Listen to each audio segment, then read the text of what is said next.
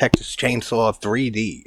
This is a direct sequel to the original Texas Chain Saw Massacre. And there's a lot of dumbass shit in here that contradicts all of that. The sheriff saying, we need the boy. We need Leatherface. They're not giving him up. And then they end up having to shoot out with the cops. Who the hell are all these people in the house? Like, this is what I mean with this movie. Like, it's supposed to be a direct sequel. You had the hitchhiker in the first movie. He's dead. You had Grandpa, who's kind of dead, but he's not really dead somehow. And then you had Drayton and Leatherface. That's it. Now there's like 8 people in the house, and like, where the hell did they come from? Who are they? All of this is just the beginning of this stupid shit. Just for the reason alone, like, out of fear of being caught for like burning down a house and murdering people and stuff like that. Like, wouldn't you not want to be in a picture holding a severed foot? Writing is god awful in this movie. The whole inheritance thing, we've seen this in a decent amount of movies. Somebody inherits something, a Castle Freak by Stuart Gordon. They inherit some place from some relative they had no idea existed, and they don't look into it at all. They just go there. Like, I never will understand that. If you hear that you had like a long lost relative that's leaving you a house, you wouldn't think that's suspicious, like in the least bit, and want to look into it first. Just the whole thing. This beautiful mansion, like I said, it's a fucking mansion. It's not just a house.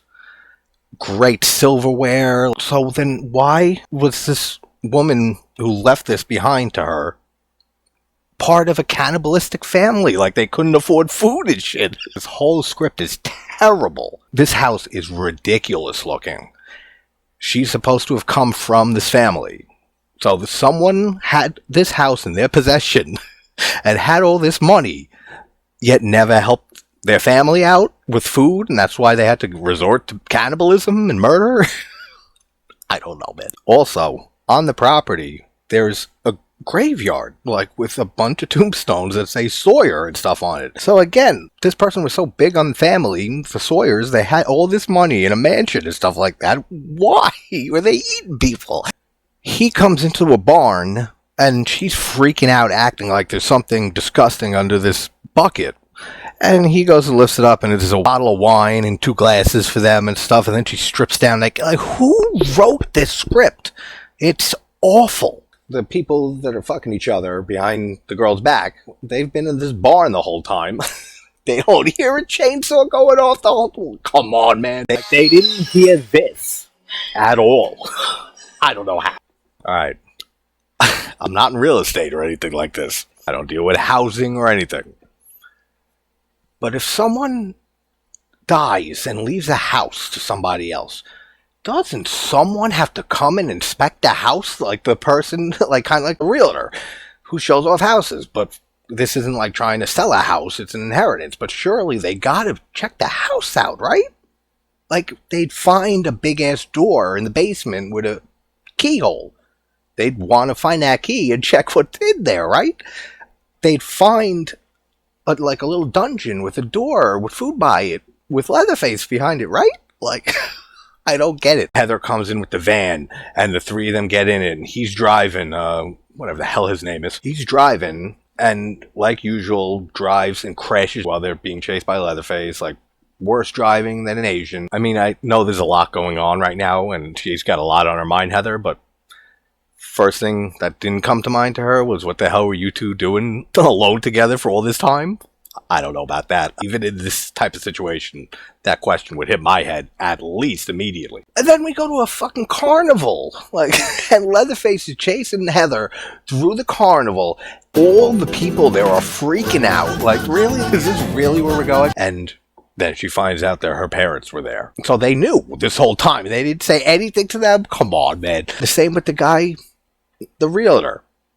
Old dude. He didn't say anything either. This guy has the balls to tell her when she says, why didn't you tell me that, like, why did you let us stay in this house knowing all of this and knowing he was alive? And he says, I told you to read the letter from Verna. You didn't read the letter? Are you goddamn kidding me? That's a letter-worthy thing? No, that's something you pull her aside immediately and you tell her, listen, there's someone in this house read the letter. She laid it all out. All he said is just casually, hell, don't forget to read the letter, and let him go. They're trying to make you feel for him just so we get that abysmally stupid line. Throws his chainsaw and says, "Do your thing, cousin." What type of line is that? All of a sudden, she's fine being a murderer, Sawyer. All of this is to just make us look at Leatherface as like a hero, and he's not a hero. He killed bad people. Leatherface is the cousin of Heather. Heather murders someone. Like in cold blood. Yeah, he's trying to hurt Leatherface. So what? She's ready to commit murder now, just because she found out she's from a murderer's family. Then when the sheriff shows up to try to shoot Leatherface, she's screaming, "Don't shoot."